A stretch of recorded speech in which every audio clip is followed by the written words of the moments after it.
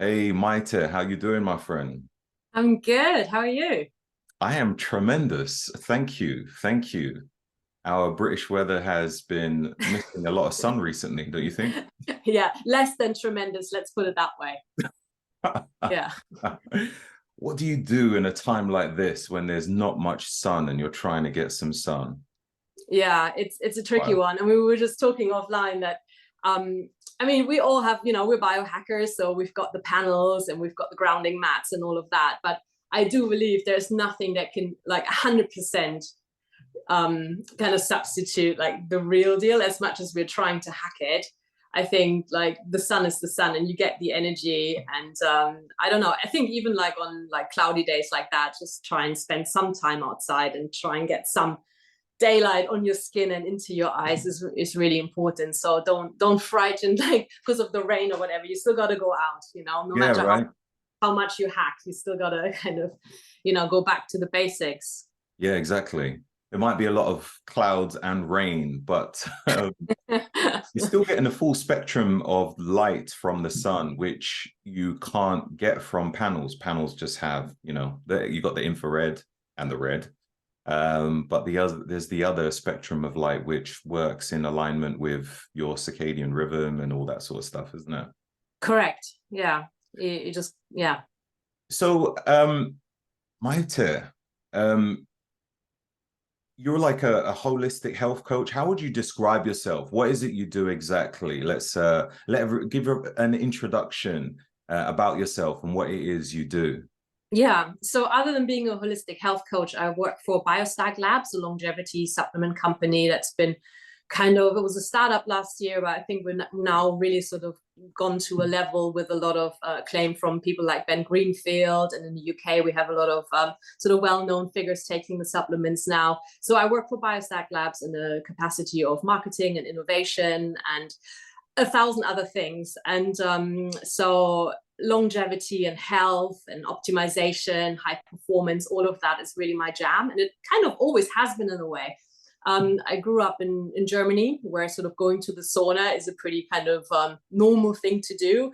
Didn't really know that was going to be called biohacking one day, but sort of doing cold Okay. dips and sauna, that's kind of like a way of living. And also socializing, really, like you hang out, with your mates in the sauna and kind of, just socialize, really. So, Mm. but I've been always really interested in finding out the truth in a way, especially as we get older and we find, the bodies are not exactly like they were when we were like in our 20s, and trying to find out why that is, why people get ill when they're young, or why do we get ill, what is this like sort of aging thing, and why certain functions decline. So I've always been on the mission just to find out why. I want to know why, not just for myself, but also like people around me, especially over the past few years where we all get a bit older and we have elderly parents and you see people suffering with ill health.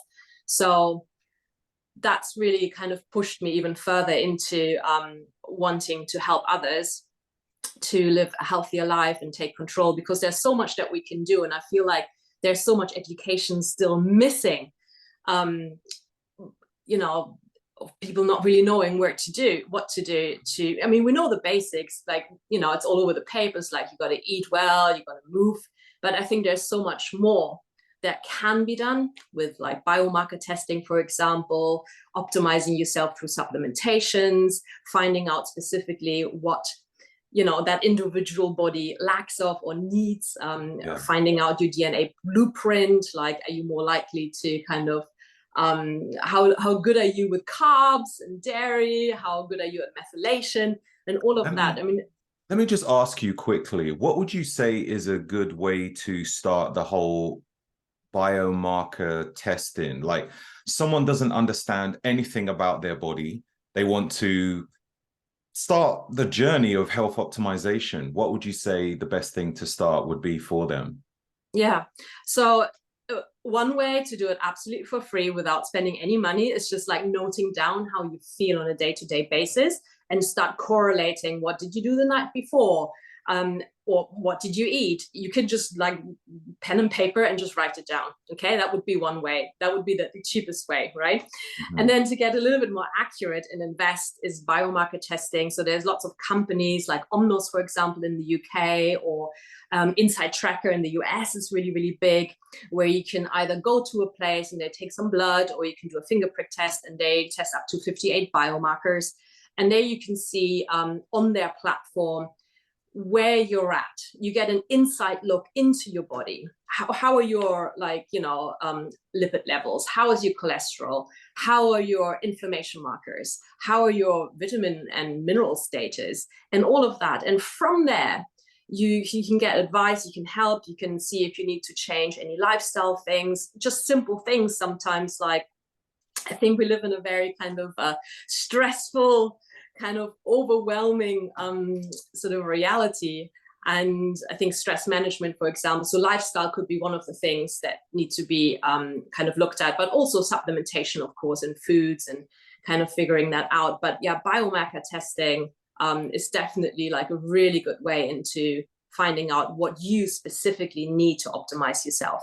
Yeah, that sounds really good. I do know Omnos. There's the owner, Thomas is his name. Thomas Oliver, yeah. Oliver, yes. Who is actually, we just found out a couple of weeks ago, he sent us a selfie with him holding the NAD region, because we reached out to him saying like, look, you know, maybe we can work together. And turns out he's already a customer of ours, so taking the NAD region supplement. Yeah, it was quite funny. That's awesome. That's awesome. So they have loads of different biomarker things. I know they do hormone testing. You could do genetics test or DNA test. I'm not too sure. One of those. Environmental toxins as well. Microbiome. So these things are really good, you know. And I think what they do as well, I think they call it the health intelligence system or something, where when you do one test, you get a massive profile of information where you can use it to optimize your health. But then if you take another test, it's like they start to piece the jigsaw together. So you've done the hormone one. Okay, let's do the microbiome. Let's find out what foods are working in alignment with your gut.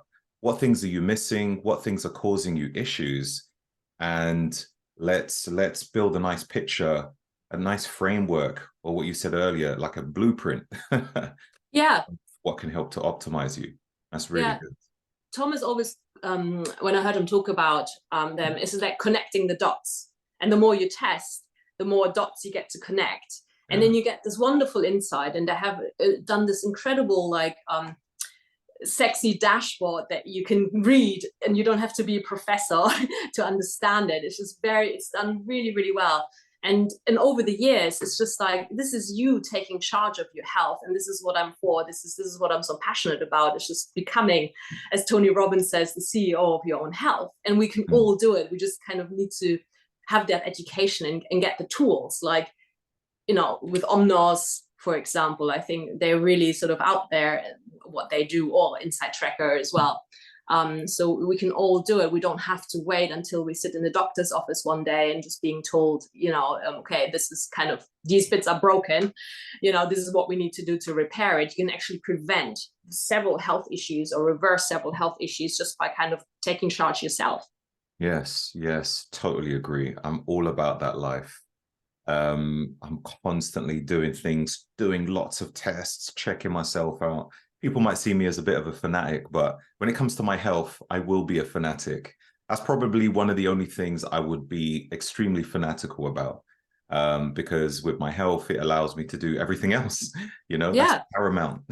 Yeah, I don't think it's like, I mean, we all know the word orthorexia, which is like being obsessed with it, but I don't think it's like bad unless you know, I don't think it's like being obsessed with your health is like probably one of the habits that I wouldn't say it's like that bad.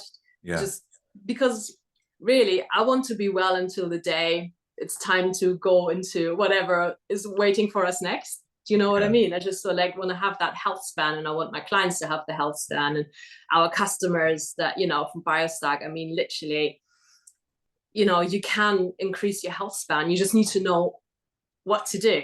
I'm here to educate, and at BioStacks, that's what we do. That's awesome. Like you'd mentioned about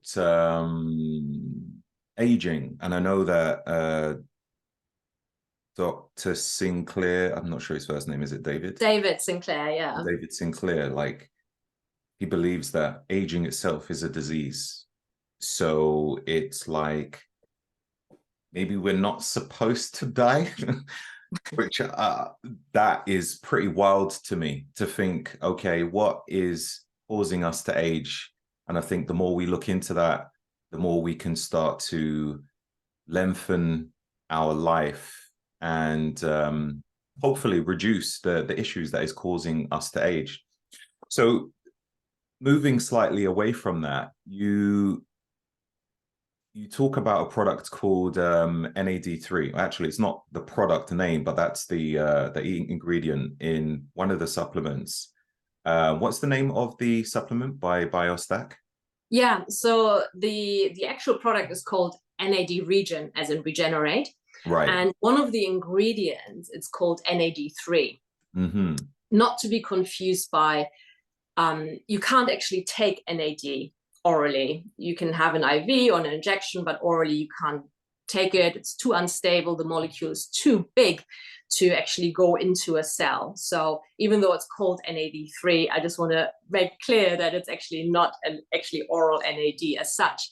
So Right. the NAD3 ingredients is based on 3 different ingredients. So it's a patented ingredient that's based on 3 ingredients inside, which is cuperous niacin, it's got the wasabi, and it's got theocrine. So the 3 ingredients make up NAD3, and it's a very, very powerful ingredient.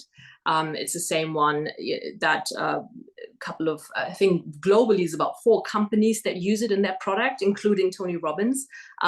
He talked about it first on Ben Greenfield's podcast. That's why I think there was such a hype on this NAD3 ingredient. And they really kind of upregulate those enzymes that are needed for your body to recycle NAD, because actually you have NAD in your body naturally and you produce NAD. But the problem as we age is the recycling pathway, and especially an enzyme in this recycling pathway, decreases. And this is why the body is not so good anymore as we age to recycle Let me the ask, NAD that you naturally have in your body. what is the benefit of NAD? Why do we need it? Yeah, so it is part of the energy production cycle, which is called the Krebs cycle. And without NAD, this production in the mitochondria, which gives you energy, you know, you eat and you breathe, and all of these components need to come together. But NAD basically makes this happen. It keeps the energy production going.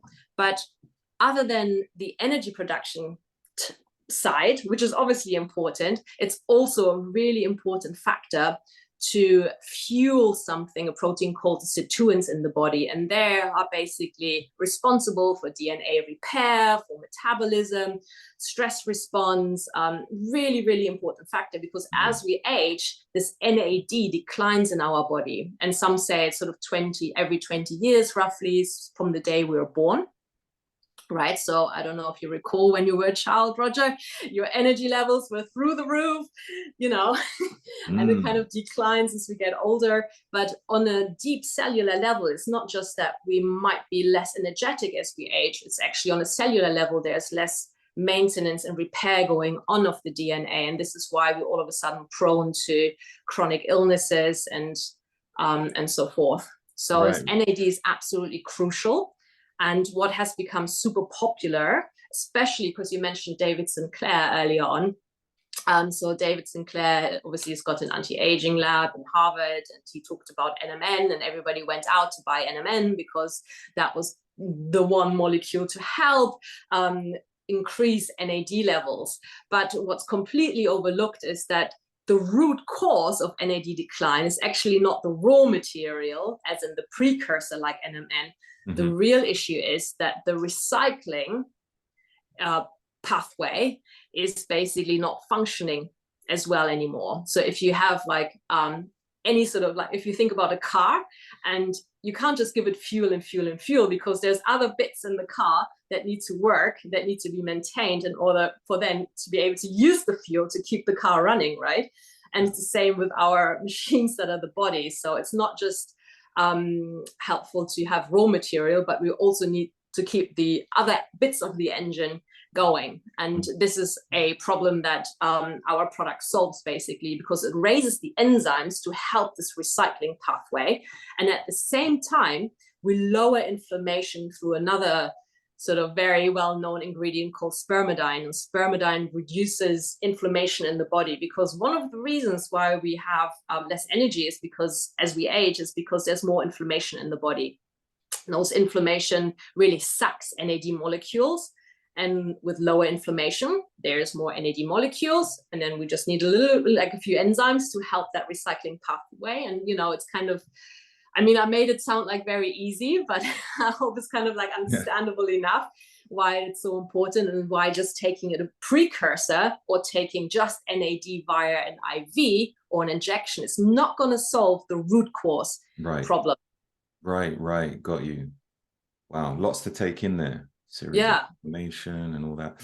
Ooh, you touched on spermidine. I thought it was pronounced spermidine, but spermidine, yeah.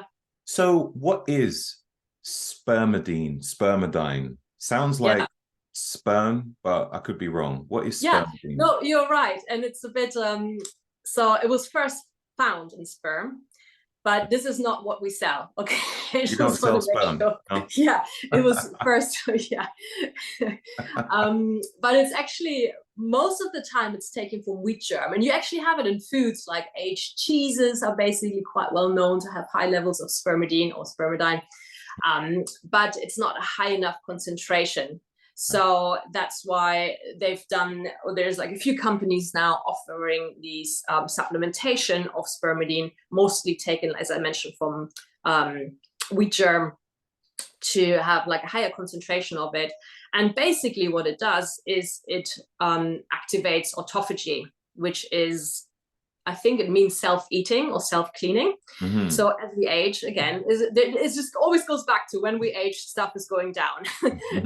So that's why at BioStack, we're just trying to find a solution, like, what is the solution for this to not go down? How can we just, hold it a little bit, reverse it a little bit? What can we do?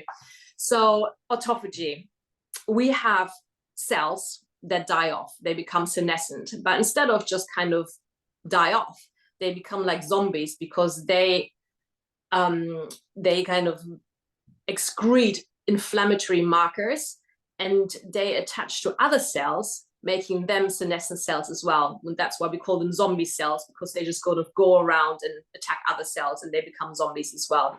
And that creates a lot of inflammation in the body. Now, the body is very clever though, because, when you have a good night's sleep and you eat well, maybe do a little bit of intermittent fasting, that sort of thing, it really helps to stimulate this autophagy process. Okay.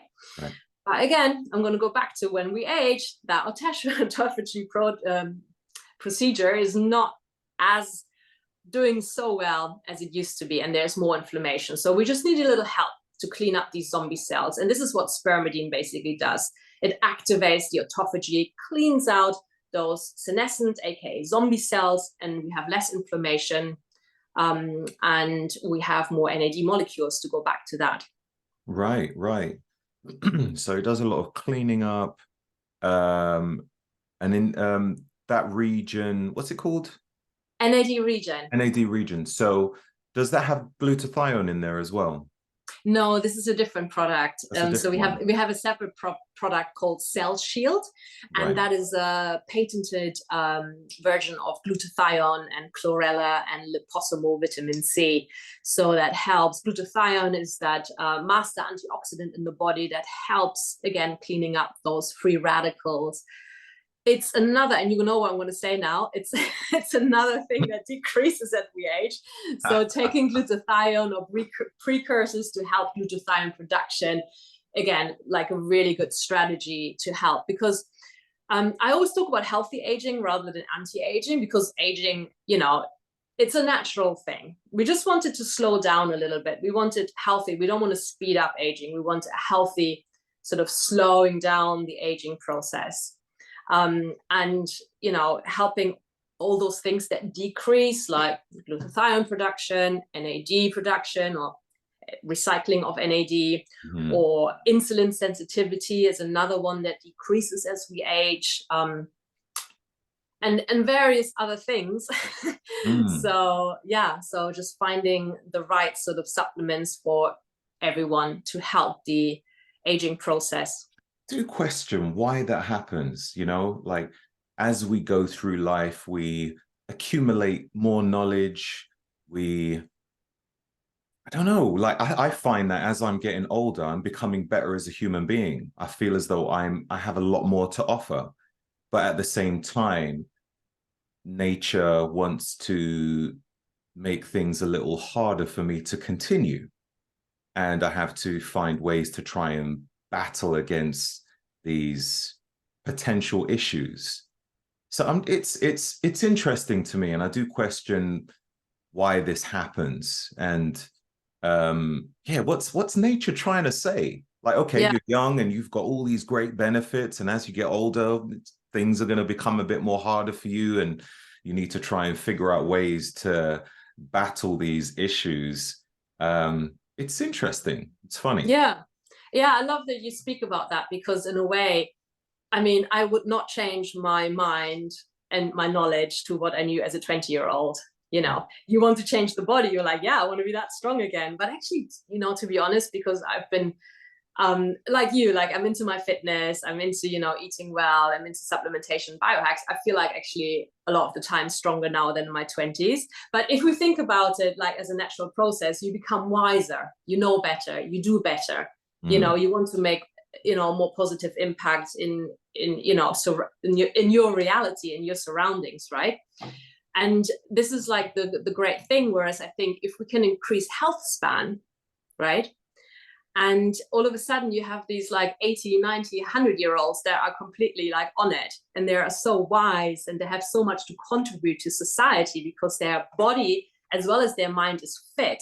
What kind of society would be in? And it would be absolutely incredible, wouldn't it? Instead of kind of spending 10, 20 years trying to find chronic diseases and not being able to contribute to society, you have these very healthy people in higher age that have so much to contribute to society. And going back to David Sinclair, I believe he discussed this with someone, I think in one of his health span episodes on his podcast. This was basically the amount of money that could be saved, right, in terms of health insurance that could go to environmental, educational purposes. I mean, it's huge, and we really benefit from these very sort of smart, experienced people that we still have in our society, because they know more than we do. You know, they've gone through decades of experience. So I think it's a responsibility, you know, your health. And it shouldn't be looked at as I had a discussion with a friend of mine. She thinks she's very much into kind of looking after, which I'm all for, like, you know, being responsible in terms of recycling and, you know, doing what we can to slow down climate change and all of that. But I think it is your responsibility to look after your health as a whole for society, because you won't take away from anyone, from your family or from society, when it comes to, you know, money or care. It's, you know, your responsibility to be a fit and healthy 90-year-old, in my responsibility. So in my opinion. Yeah, I hear that. I know that there are many people who live, you know, the centenarians. That's my goal. You know, I'm thinking of that, like, it's in my head that I will be. You know, I have a number of around 110. Okay. It's in my head. I'm like, you know, constantly, not that I think about it all the time, but it's like I visualize it, I see it. So I believe, like, if you see it, then it's like you naturally head towards that direction.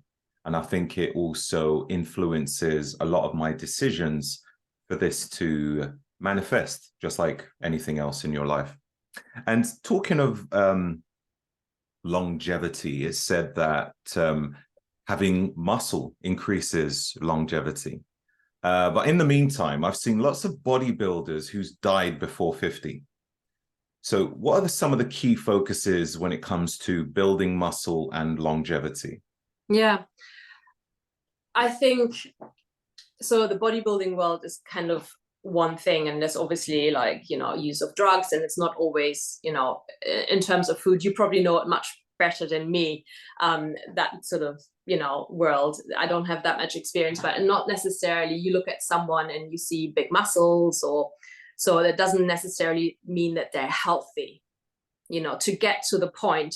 So how did they get there? Like, did they do it naturally? I know a lot of the times drugs are being used and going through the cycles. And I know there is, like, having talked to some bodybuilders in the past, there's always like a lot of inflammation going on in the body. So the key is really balance. Yeah, you do want to have a good amount of muscle mass as you age to counteract sarcopenia, the age-related muscle loss, and also look after your bones. And you also know that the more muscle you have, the better you are at blood sugar management, or you have more mitochondria in muscle tissues compared to obviously fat tissues. So there's so many reasons other than aesthetically looking, you know, nice. You know, who doesn't want that? But, you know, on a health span wise, muscle is super, super important. And I love, somebody coined the phrase as muscle being the organ of longevity, and it's so, so true. But just because someone has a lot of muscle doesn't mean like, what's going on, what else is going on, what's going on with your organs, how is your liver coping with all of that, you know?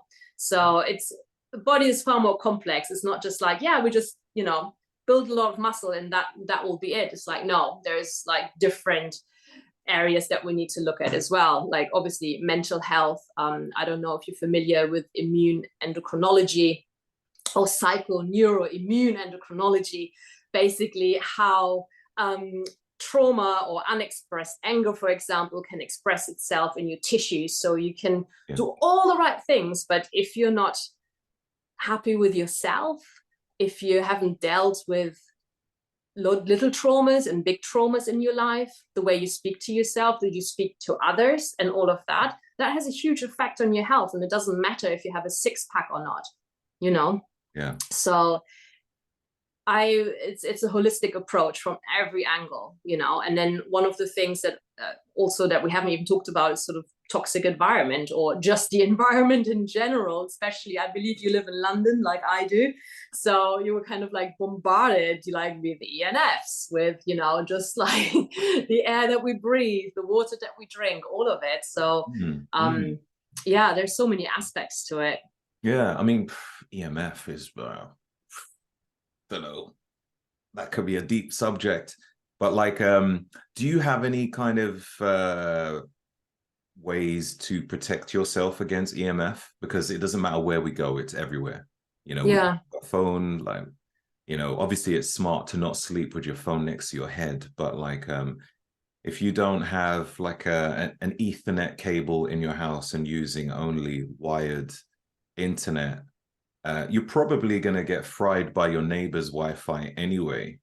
So what would you suggest in these situations? You know, it's everywhere. You go outside, you go into a shopping mall, you go to an airport where you get fried even more.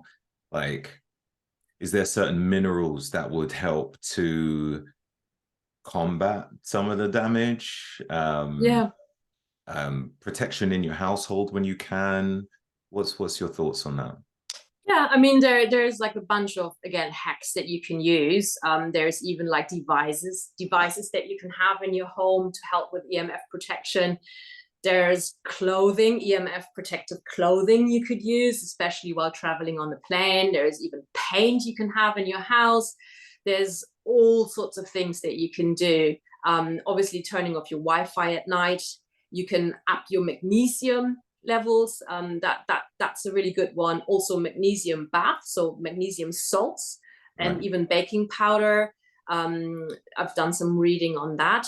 But I also believe, I mean, we're bombarded with stuff, but the body is super resilient to deal with it. But again, it comes over time. It's the load of it. How much of a load, and how much how much is in you, Roger, how good is your body at coping with it? Yeah, this is your blueprint, like like your DNA. So how good is your body in coping with that? And then just kind of going from there.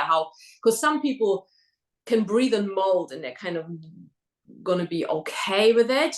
And others immediately, you know, it's going to trigger something. So it's again such a vast topic, but do what you can do. Don't, like you said, I mean, it's just like some of them, like the basic stuff. Don't sleep with your phone on and right next to your head, you know, turn the Wi-Fi off, you know, up your magnesium, things like that. I think we can all do. And then if you want to take it further, then yeah, you can invest in some fancy gadgets for sure. Yeah, I've seen people wear like lots of stuff. I've got a couple of things myself, like EMF protecting briefs by a company called Lambs, EMF protecting hat. What company was that? Defender Shield. Right. Phone cover, EMF protecting phone cover. Even these earphones are from Defender Shield as well. You know, protects any kind of radiation from going in your head. Yeah, I mean, definitely go wired. I mean, I see all those iPods and it's just like, guys, don't fry your brains. I mean, that again, just like, I'm retro. People laugh at me at the gym with my cables. I just, yeah. I have to hold my hand up and say that occasionally I do fry my brain with Bluetooth headphones. Because when I'm training, I was like, do you know what? Wired all the way. And the amount of times I pulled it out, snapped the wires out, and I'm thinking, I'm trying to train here. This is actually getting me frustrated. Yeah. And I was like, okay, let me try without the headphones. I was like, oh my gosh, I will skip the gym if I don't have my headphones. I was like, I'm going to have to cook my brain and try and make up for it through some other kind of mitigation methods. Yeah. But grounding, well, grounding is helpful to kind of soak up those negative ions because we're so positively charged all the time. So grounding is a really good one. And you said you use sort of grounding mats and you sleep on a grounding sheet as well. So that will help as well. We do what we can do, right? Yeah. So we spoke a little earlier about the muscle for longevity, but you've also got people who have a lot of fat who become very insulin resistant. But you have people, putting that aside for a second or coming back to that, you have people who they have a lot of fat, but many of them say they don't eat that much. Would you say that there are other reasons to have weight gain or fat gain when you are not eating that much? Yeah, stress being probably one of the biggest components. So I work a lot with a lot of women in perimenopause and menopause. So for women, that's a big one, the stress component, and also the drop of estrogen. That's really, really big because estrogen helps with insulin resistance and estrogen also helps with muscle contraction. So when estrogen drops, the muscle contractions all of a sudden are not as strong in your day-to-day life. Is that both men and women with the estrogen? Yeah, estrogen drops for men as well, but for women, it's just like, because men go through the andropause, right? But it's not as a harder decline as for women. So again, we have a tougher time, you know, so just be gentle to the women around you. Say that. But so in general, like, you know, I always say like us women are heroes for being able to 3D print, grow babies and 3D print humans and going through all these hormonal changes. But stress, going back to your original question, cortisol basically is a huge one, because what cortisol does basically, it's the body goes into survival mode, right? And what it needs to protect really is your vital organs. And where are your vital organs? They're all around here, right? So the first place where folks are really struggling to lose weight and gain the weight is around the midsection, because the body just, you know, goes like, okay, we're in a stressful situation here. And the body can't differentiate whether the emails that you've been reading all day, or your colleague that's been screaming at you, or the worry you have about your parents or your finances, or if you're running away from a tiger. The body can't differentiate. It's a stressful situation. And we constantly stay in a stressful situation. So cortisol levels go up. The body goes into survival mode and it needs to put on fat, or it needs to keep the fat at least.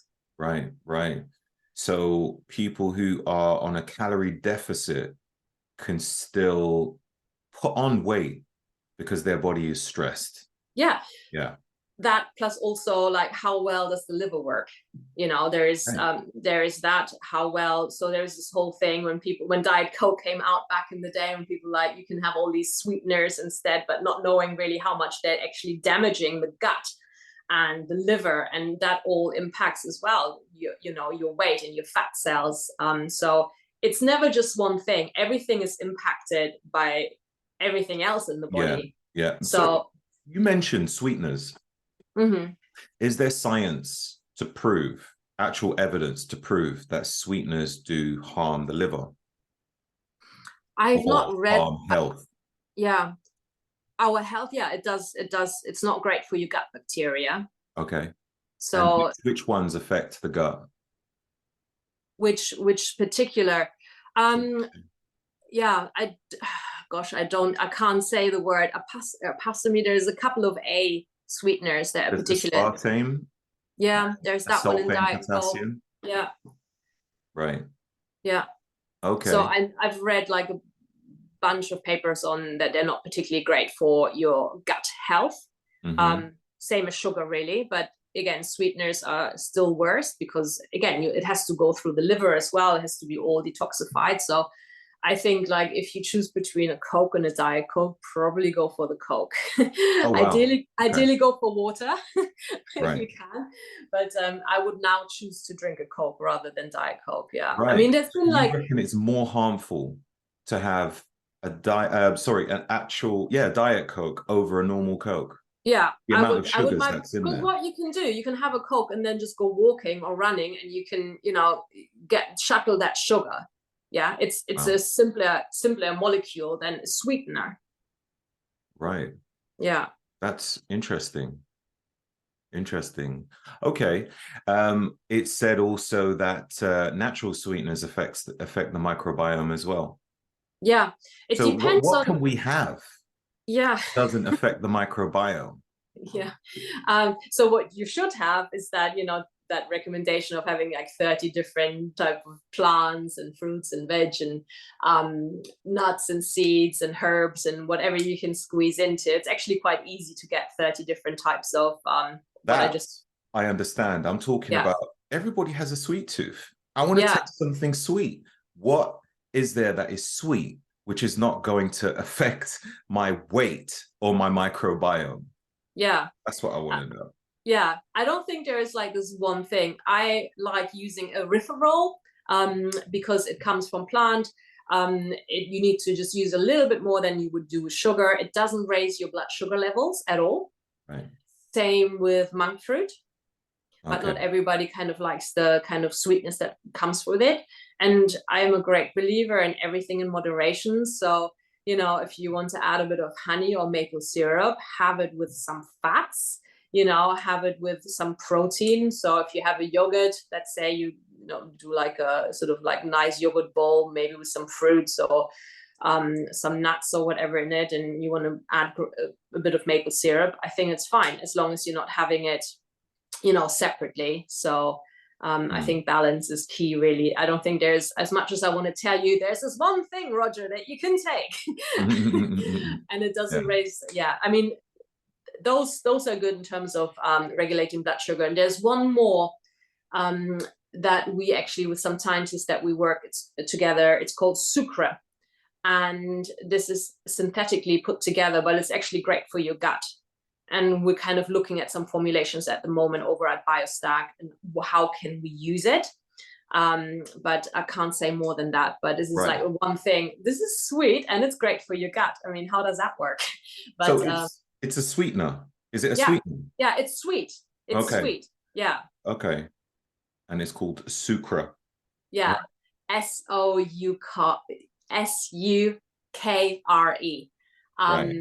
But I've tasted it. I've tasted some nice like wine gummies that it was made with sucra, and they were like super nice. And there's like they've done some research on this when they put it together, and it's actually great for your gut as well. And again, we're working on a formulation right now, so this will be very interesting. Yeah. How long has research been done on this sucra? On sucra specifically, I think they came out with it, they tested it sort of the last couple of years. I don't know which companies are currently using it in formulations. I think we might potentially be one of the first ones later on this year. Okay. Yeah. What about test subjects? How many people has been used in the tests? I can't tell you. I Right. don't. I haven't read Okay. I've just seen the very sort of first glances of it, and I've had it myself. So, and I can say it tastes super nice. Yeah, and there is evidence that it's great for your gut as well. So it's kind of, you know, one of the first ones that sweetens items and has potentially great benefits for the gut as well. I mean, this sounds quite revolutionary, if I'm honest with you, because I haven't Yeah. heard one specific like quality feedback from anything that tastes sweet that is good for us, unless it's coming from fruit. And even then, you have to be selective with what types of fruit and how much you consume, you know. Yeah. So this is interesting. I definitely want to look into that. Or if you can share some information on that. Okay, Definitely. I'll send something over to you. Yeah. That'll be great. You'd mentioned earlier about NMN, and I wanted to know, what's the difference between NMN and NMR? Are there much So different? there's NR, nicotinamide riboside, and NMN, Okay. or NR. also just niacin. Right. It's the size of the molecule, right? So if you think of NAD, so they're all precursors. And as I explained earlier, so NAD is like the largest molecule, and we can't take it orally because it's too big to be pushed into the cell. And it's also unstable. So what's the next smallest thing after NAD? It's NMN. And then I think NR comes after that. Right. Right. So the difference is the size of the molecule. Size of the molecule. Okay, cool. Cool. So I'm assuming you live a life with lots of health protocols to stay in a, you know, just to live healthily, to try and have a good health span. What Yeah. would you say are your top 3 natural biohacks? Yeah. Anyone who doesn't want to spend any money. Yeah. Definitely exercise. Right. It's free. You can do it anytime. You don't even need to go to a gym. Walking, lifting heavy stuff. How do you Absolutely. lift heavy stuff if you don't go to the gym? Yeah. Well, you probably can't lift a car, but like I run some exercise classes, and when we go travel, just like wear a backpack, fill your backpack with stuff. So you have a little bit more than just body weight, right? Mm-hmm. And I know there is like a limit to it, you know, so I don't know how much you deadlift at the moment, Roger, but you know, they're finding similar in nature, even if it's just like lifting a stone, or you know, lifting whatever you have around the house, or if you go on holiday, you can even lift garden furniture, or whatever you can find. There are things that you can actually substitute dumbbells or barbells for, to a certain extent, right? You can also, just being able to, a lot of people are not even able to do a push-up, and that's just body weight. So working on that, maybe an incline first, or working on just hanging, right, before you're actually able to do a pull-up, is one thing as well. Mm-hmm. So exercise, number 1, daylight exposure, number 2, and then just being mindful of you know, your food. Really make sure you get good, clean, organic foods, high amount of protein, from a good source. I mean, those 3 things. And then obviously with that comes that you want to make sure that you sleep well. But if you hit those 3, if you hit the exercise, the clean food, and you hit, you know, the daylight exposure, then the sleep should take care after itself. Right. Got you. Got you. Sounds good. Sounds good. I probably would have put sleep before anything else, to be honest. I mean, I love exercising, but I think sleep is probably number 1 for me. Yeah. But hey, here I'm going to play devil's advocate, but I don't know how you do, but I know personally, if I don't exercise for a few days, I don't sleep as well. So one affects the other one, right? Because you can't just be like at home all day and then expect to be sleeping well at night. You gotta have some daylight exposure, you gotta have some movement, and obviously you gotta have some like fuel for the body. So without those 3, you know, sleep is not going to be as good. So there you go. I feel with good sleep, you're gonna, you know, training will definitely be great. You're training, your body is going to respond so much better. You know, hormones is key. And you'll be putting on muscle easier, losing fat a lot easier. So sleep. Anyway, they're still great biohacks. Yeah, for sure. Yeah. What about technology? If we was to say technology biohacks, what would be your top three?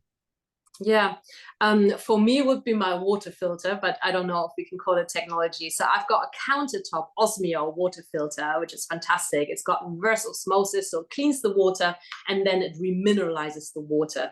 So again, going back to basics, for me, just having clean water, clean air. I've got an amazing air, which is this machine that cleans your air in the home. And then probably at the moment, and then talking about frying my brain, but I love the brain tab.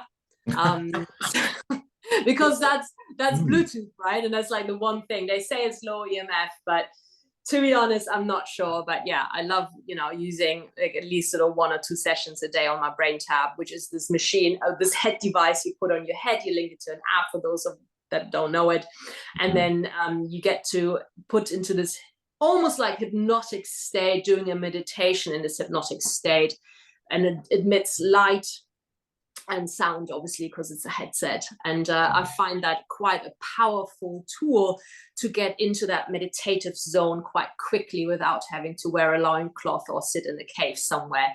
So I think that makes like meditation very accessible for us modern humans. Yeah, I've got a brain tap as well. And I'm used to the brain frying, so it's nothing surprising to me. You got a thumb on the screen. Can you see the thumb there? I don't know. Why are you doing this? I am not. I don't know. Did someone put their thumb up and then? Yeah. Interesting. Yeah, so I do find brain tap quite interesting, actually, because you've got all these different choices on the menu where you can, go into a deeper sleep. Like you can set it at night for deep sleep, and it's just got this humming sound, like I don't know, I guess working the brain waves, and it works with different, like you got isochronic tones and binaural beats, and you've got these lights in these, I don't know, sort of LED lights in the ear Canal. yeah, in the canal. Yeah.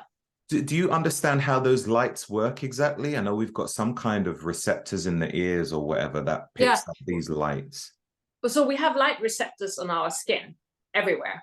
Right. So we always think, like when we talk about daylight exposure, a lot of the times people talk about, okay, don't wear glasses and just get enough light in the eyes. But actually, we have light receptors on our skin as well. So it affects that. And particularly here, you have certain points above your brows and in your ears that seem to be really affected by these lights. So the studies that they've done on it, and it's about going back to folks like monks meditating in candlelight, where you have the flickering. So it's all sort of all combined, looking at traditional sort of meditation practices, what was used, but also looking at sort of what we know now in terms of light receptors on skin, how that's affected, and that's how they create the sort of because when you use the device, you see there's sometimes more flickering, sometimes there's less flickering, and it's all kind of built into whatever zone they want you, whatever brainwave they want to put you into. Yeah. Yeah, I mean, I understand about light receptors in the eyes, going back to the optic nerve. I understand the skin, but I just don't understand the ears. That is different to me. Yeah. It's interesting. I think we need to ask Dr. Patrick Porter on that, right? Yeah, right. Like okay, so there might be, okay, fair enough, I understand that, but it's like what's the purpose in terms of nature? What would nature be saying? Okay, let's get some light in your ears. That's what I want to know. Yeah, no, I hear what you're saying. Yeah, it's a good question. Now that you said that, I'm like, I can only imagine that it's kind of linked up maybe to some points. So having done sort of acupuncture in the past, and you just find all these different points, especially around the ears and in your head, that kind of, that trigger like your meridian lines or trigger, connected to your organs and so forth. So maybe in that way, there's something I'm just kind of doing a hypothesis here of what it could potentially be. But yeah. Yeah. Interesting. Do you do breathing exercises? Yeah. So I've come from movement practices. So I teach reformer Pilates, and I've done sort of like biomechanics and so forth. And I've done a lot of yoga in my life. And we all know from, I don't know if your parents have ever told you, just like when you get stressed out, like just take a deep breath. So it seems like a really natural thing that we do when we get stressed out, right? So for me, what I do, especially when I have trouble to stay asleep sometimes, is I just go straight into the 4-7-8 breath, or sometimes in a stressful situation, I just extend my exhalations. And I also join these classes. They're called biodynamic breath work. They're about 45 minutes long, and they're quite intense. And you actually move your body around as well. The idea is that you kind of release whatever stresses you have in the tissues by movement and by breath.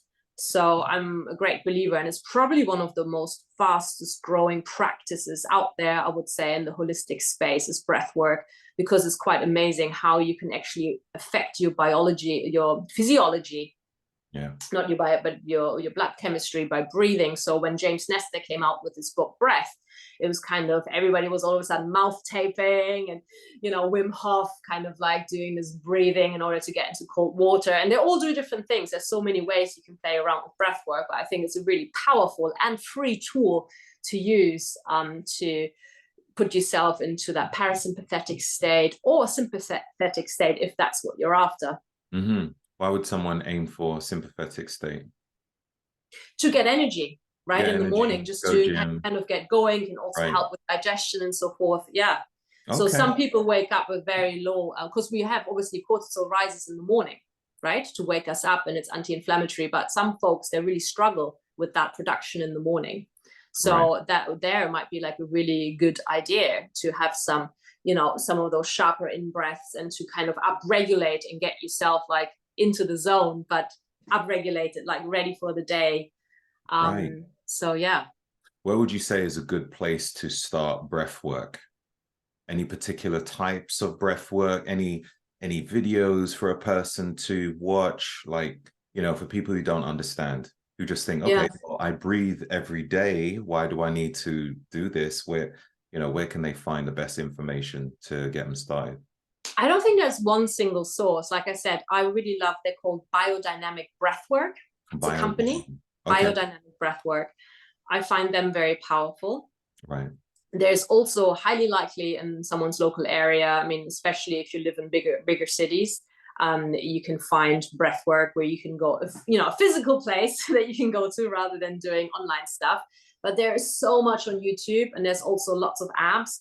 Even I see you have an Aura Ring as well. There's like breath meditation as well that you can do, obviously on BrainTab. But there's plenty of free resources on YouTube, whether you're doing like the box breathing, just very, very simple, standard, the 4-7-8, which is particularly great to get into that parasympathetic state that Dr. Andrew Weil kind of, I don't want to say formulated, because I think it all comes back, or all comes from ancient tradition, from these yoga practices. So it's all been there before. Same with Wim Hof. I mean, that kind of stuff has been around for centuries, really. It's not that it's new, it's just that someone like Wim Hof brought it to the masses, Yeah. Something definitely something I need to work on more often. I'll do a bit of breathing every day. I hope all day. Well, yeah, I try to keep alive by breathing. It's working so far. Yeah. But yeah, like actual breathing practices, like box breathing or whatever other methods. It's not something that naturally falls in my rhythm of things that I do. I use red light therapy normally like every morning, and with that. What do you do? Sorry to interrupt. What do you do when you do red light therapy? I'll like read a gratitude list, or I will, just kind of like do like affirmations, just getting things out, speaking things out. Sometimes I'll stretch at the same time. You know, I try not to do the same thing all the time because I find that it feels a bit repetitive when I'm doing the same thing. So I just try to change things around ever so slightly. Sometimes I have something called a sensate, which, you I know, have one. yeah, stimulates the vagus nerve. So I might use that, and then I might do some breathing, you know, Yeah, deep that's what breathing. I mean. That's what I was Yeah. trying to get to. Like, I love what you said, because personally, you know, everybody's like big on, especially biohackers, morning routine. But I love to do certainly something for myself in the morning, but I would like to change it. Like Yeah. you, I don't want to do the same thing like every single morning. I find it gets, I just need, I don't even want to call it like a morning practice. Let's call it a morning practice. You do something every Oh, morning for yourself to get you set for the day, whether you're using your brain tab, maybe you're using red light therapy, gratitude, affirmations, breath work, something to get you into the zone of like sinking into the body, being you, getting ready for the day. And this is a practice rather than like doing the same routine morning for morning for morning for morning. I So like yeah. that. I don't know if you've coined that, but you need to coin that if it hasn't been coined already. Morning practice, not routine. Yeah.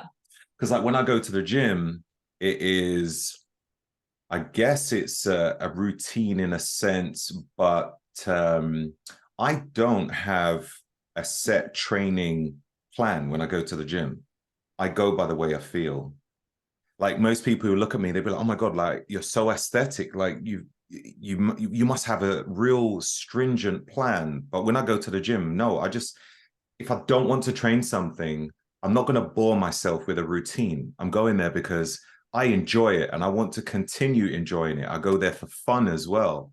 So I'm like, do you know what? I fancy doing this today. And I find there to be so much more longevity in that than following a real boring plan. Um, if you're someone who is in a real bad place, I guess you might need a bit more routine to get you going. But I think after a while, once you've mastered the routines, you can mix it up. I think Yeah. I think that works. Um, I wanted to talk about one of the products called GD Aid um, by Biostack Labs. I've not used it, but I Yeah. understand it's a glucose disposal agent or something. That's correct. Yeah, could you tell us a bit more about that? Yeah. So it's the latest product we just brought out. It's our product number 3. Super proud of it. I did the formulation on that, obviously after like talking to scientists and formulists. And so dihydroberberine is like often called nature's metformin, which people with diabetes 2 take in order to help with insulin, right? That Mm. insulin resistance that we can, again, due to aging and due to kind of, you know, again, your body's been around for longer and it's not so good at dealing with all the rich carbohydrate foods we might get into. So basically, this GD8 is an incredible formulation featuring dihydroberberine. So people have heard of berberine before, but not dihydroberberine. Berberine being, it's a natural compound found in a plant. And what it does, it helps the body to shuttle the glucose into muscle rather than just kind of the excess glucose being kind of stored in fat cells, which brings on a host of other sort of issues, really health issues. So we want to be able to, you know, dispose of it really as we take it. And one way we can do lots of hacks, like movement hacks before and after we eat like carbohydrate rich meals. We can maybe use a little bit of vinegar before. There's all, or we can have a certain order of the way we eat, but we felt like we wanted to create a formulation that really helps people to still being able to occasionally indulge in something, or, you know, especially after you work out, you know, you want your potatoes or your rice or whatever, you need the carbohydrates, you know, definitely not anti-carbohydrates, but just to help the body cope better with it and the way your body deals or not deals with insulin. Right. So other than dihydroberberine, which is kind of like our star ingredient, and it's a patented version called Glucovantage, which is by Sean Beltz's company, really, really well known, probably the world's most famous formulas out there. Yeah. So glucovantage, which is a patented form of dihydroberberine, is one of the ingredients that's in there, alongside some other natural compounds like Ceylon cinnamon and milk thistle. But we also put in there something that helps transition or transform white fat tissues into brown fat tissues, and it's something called calorie burn. So that's Calorie burn. Yeah, calorie burn. Yeah, which Okay. sounds like, okay, that sounds like a good job. So it's not just the glucose disposal agent, right, helping with blood sugar management, but it also helps the body to cope better and being able to transfer white adipose tissue to brown adipose tissue. Brown adipose tissue, fat tissue, is the healthy tissue, fat tissue, because it's not just unhealthy. We always think about just white sort of fat as in general has a bad connotation, a bad rap, but actually there's healthy fats, and fat is actually, that brown fat is actually very healthy. It's very it's a metabolic tissue. It's creates thermogenesis, so it's heating up and burning more calories. I didn't know that was possible. I mean, I do know of, yeah, brown adipose tissue, and yeah, white fat is just not the good fat. Yeah. But to convert from one to the other, I didn't know that was a thing. I didn't know that was possible. And it's definitely, it was quite well known through folks that are really into cold plunging. So cold thermogenesis really stimulates that brown adipose tissue. Yeah. Okay. So raises up your thermogenesis. So you're heating up and you can transfer. Yeah. That is really interesting. Yeah. So would you say that this supplement is good for any person, or a person who has a bit more muscle mass? What about people who are insulin resistant? Is it still good for them? Yeah, 100%. I mean, if you're already in that diabetes 2 category, I mean, again, diabetes 2 is something that you can reverse. I have a friend that has reversed it. You know, and he was obviously not using the product, but just being able to kind of, you know, change the way he ate, basically. That was a big one. And also movement. Again, going back to basics like good food, movement, all of that must be key. It's not just the magic pill, but it just helps. It gives your body an extra helping hand, because everything, despite how well you do, things are still slowly decreasing and functioning. And your pancreas is like, you know, put out insulin already so many times in your life. So again, to avoid those spikes, to lower the spikes, to be able to shuttle that glucose into muscle, this product is absolutely fantastic. That sounds really good. Yeah, and we have a lot of bodybuilders. Actually, in bodybuilding world, glucose disposal agent have been very, very sort of used for decades already. It's just that this one in particular, because of the dihydroberberine, we've got another ingredient in there called InnoSlim, which is a great AMPK activator. AMPK is one of those longevity pathways that senses your energy, whether we need to switch it on and switch it off. So we're going to switch it on to burn more. And again, it helps, again, with absorbing more glucose into muscle. Yeah, so the formulation is insane. I mean, I did say to the guy, sorry, I got my cat coming now. We were joking with the team, like, can we please call this cake, because this supplement is so good, you can have your cake and eat it. But then for some reason they didn't want to call it cake. So yeah, anyway, so GD8 it is, and it's fantastic. That's really cool. Yeah, we get some out to you. Yeah, for sure. Definitely got to check that out. You know, with liver support, as well as shuttling some carbohydrates in the muscle. That's great. I'm guessing the more muscle you have, the more useful it will be. You know, it's got more place to shuffle it, right? Yeah. Shuttle it. Yeah. So one of our supporters, Chris Gethin, really well-known bodybuilder, he's absolutely, because he's been wearing a sensor basically for the past 3 years, I think pretty much non-stop, and he just says it's like absolutely incredible. He uses this with all his post-workout meals, and he trains hard, you know, and he says it's amazing results, and really, really helpful for those like big post-workout meals when you do want to up those carbs. Because you need to refuel, right? You need those carbs. You need to go high on those. So really, really good for post-workout after you worked hard, for sure, as well.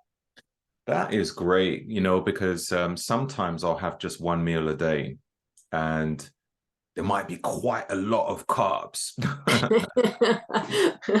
So Would a person take it maybe half an hour before eating? Correct. Yeah. Yeah.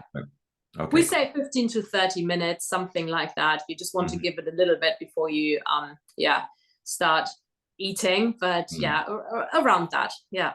Right. And it lasts actually in the body. So the great thing about dihydroberberine is it lasts up to 8 hours in the body. So it's kind of like it keeps giving basically. And you also need to have a lower dose. A lot of people that take berberine also find it might be a bit of a stressor to the gut, which is a problem that dihydroberberine really solves, because even folks that have like a sensitive gut, I should say, they do really well on dihydroberberine. Awesome. Oh, bear that in mind. That sounds amazing. One more thing. I wanted to ask you, what's your thoughts on wearables? Do you use any? Do you think most people should use it, or some people? I think, I mean, it can. So I remember just doing a post kind of last year of trying to give things up for free and just becoming aware of how much you move and how much you don't move. And I think it can be super helpful. I mean, I love the Aura Ring. I think for me, because I do have a watch, but I don't really like wearing a watch while I'm sleeping. So for me, when I heard about the Aura Ring, it was just kind of a ring. That's perfect. It's a very doable gadget, because it's not noticeable. It sticks on you and it stays there. And I think having those metrics of movement, of sleep in particular. I remember working with one client in particular. She had a Fitbit and measured her sleep, and her deep sleep was at somewhere like 12 minutes a night. So we really needed to look into, but knowing that, because I knew she wanted to lose weight and I knew sort of some other health concerns that she had. But once we found out that deep sleep was so low that it was something that we could focus on for her to be able to lose weight, we could focus on, okay, what can we do to increase your sleep? And the usual things like cleaning up your bedtime routine, no screens, darkened room, maybe using some supplements as well, like ashwagandha, driving down that nervous system, maybe doing breath work. But that was just like one of the key insights in that particular case that really helped to optimize her health.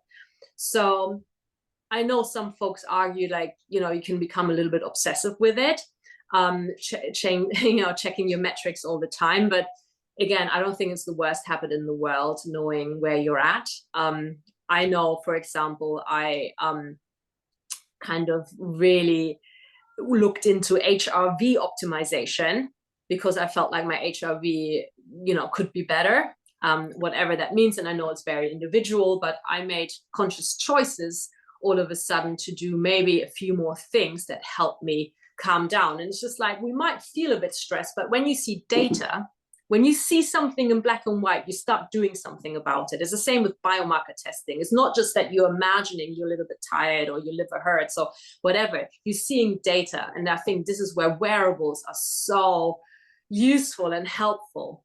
Yeah, I definitely agree with that. It can help you to make more informed decisions. So if your sleep was off and shows your deep sleep was rubbish, or your REM sleep or HRV is off, you can question how things were the day before. Like, did you do anything different? Or if it is good, okay, what did I do that was right? What was different? Yeah. Maybe it was meditation. Maybe it was breath work. Maybe it was a sauna, then a cold plunge. Maybe it was just being relaxed and not being stressed. Yeah. Taking note of these things and then thinking, all right, perhaps I can reapply that to achieve the same results. That's why I find it useful myself. And if you do anything slightly different and your energy levels has changed, then metrics can help you to put things into place, whether 100%. To take it out or install something else. Yeah. On that, just one last thing on HRV, and especially the Aura Ring. A friend of mine got one last year, and she was just like, hey, I just got this ring. Can you help me look through the data and what can I do with it? So we met up, we had a look, and I said to her, I looked at her data and I was like, did you go out on Tuesday and Friday night? And she's like, yeah, why? It's like your HRV took a deep dive down. Did you drink? And she's like, yeah. It was like, well, it shows, it's just kind of so obvious. because we know, like, when we drink alcohol, you just don't feel so well the next day, especially if it was more than two. And for her to kind of really see it, and for me to say, look, did you drink? And she's like, yeah. And it was like, yeah, I can see. So it just really made her aware of, especially sort of midweek drinking, to be honest. But yeah. Midweek. I just wrote off drinking. One day I just thought, do you know what? Because I'm all about optimizing my health. Yeah, I love to go to the gym, but like when I buy food, I'm very specific. I'm like, okay, what type of minerals am I getting here? Am I getting all the vitamins that I want? Yeah, like the right type of fats, protein, carbohydrates, and make sure it's like not high glycemic if it's carbohydrates, you know, from a complex perspective. What are the simple, like I'm always thinking nutrition or just the value of any kind of biohacks that I incorporate in my life. So if it doesn't fit, then I just, yeah, dispose of it. So when I was thinking about alcohol, I was like, where does this fit in with everything? And I realized that I was drinking alcohol simply because I wanted to fit in with other people. And I thought to myself, if people can't accept me for not drinking, then they're not my friends. So I just decided I ain't drinking no more. Yeah. It seemed a little bit weird at first because I was used to being inebriated at times. But I'm like, okay, I'm more level-headed. And what was quite interesting is watching those who do drink, just watching their personalities change. And without judging, it made me judge myself more, thinking, oh my God, that was once me. Oh gosh, but I'm not going to tell them anything. If they, you know, if they decide to not drink in their own time, then fair enough. If they want to continue, then do it. But I know I was once there, and that's what sort of like that sort of was brought to my attention at that moment when I saw other people. Yeah, that's my thoughts on drinking. But How hey, long have you not had a drink? it's been about 5 years now. Okay. Yeah. 5. Yeah, about 5 or 6 years. 5 or 6 years. You lose count after a while. Yeah, I just thought, why am I drinking? You know, because I felt like I needed to. I don't know. It just felt like everybody was doing it. It's like, okay, you could be healthy, but you need to drink. I thought, why do I need to drink? Why? Why? And I heard this thing, resveratrol in red wine. I was like, I don't even drink red wine. Yeah. And then Plus, you would need to drink about 200 bottles. exactly. When I was looking at the research, because I was like, okay, so maybe I should get it from red wine. Let me read into it. I was like, wait, how much do I need to consume? Okay. Yeah. I have no reason to drink at all. But yeah, it's interesting. Anyhow, thank you very much for your time, Maite. I appreciate it. That was phenomenal stuff. And I think that BioStack Labs are lucky to have you there to help with the formulation ingredients of their amazing supplements and continue with your great stuff with them. Where can people find you? What social media handles do you use? Yeah, where can people find you? Yeah, thanks, Roger. It's been great talking to you and exchanging. So you can find us on BioStack Labs. At, the website or the handle is BioStack Labs, and then I'm Super Health Playbook. So it's a playbook to super health, as a reminder. That's what I'm trying to create, just like finding the right playbook in order to create super health. So that's kind of my mission for my customers, my clients, and for myself and everyone around me. That's awesome. That's awesome. I'll be sure to put that in the show notes so people can find you. Thank you very much for your time once again. You have a beautiful day. Thanks, Roger. Nice one.